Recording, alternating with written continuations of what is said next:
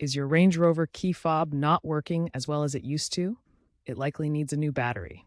This video shows you how to quickly replace the CR2032 battery in 2018-2022 Range Rover models, including Velar, Evoque, and Sport. You'll need a small flathead screwdriver or plastic pry tool and a new CR2032 battery, available for under $5 at most stores.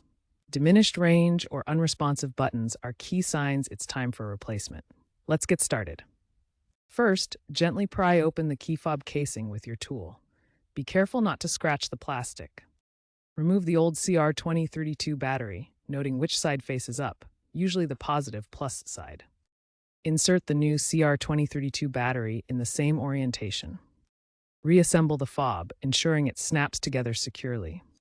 Test the fob by locking and unlocking your Range Rover. Remember to handle lithium batteries with dry hands and dispose of old batteries properly. For added protection, consider using dielectric grease on the contacts to prevent corrosion. Replace the battery every 1 to 2 years or when performance drops.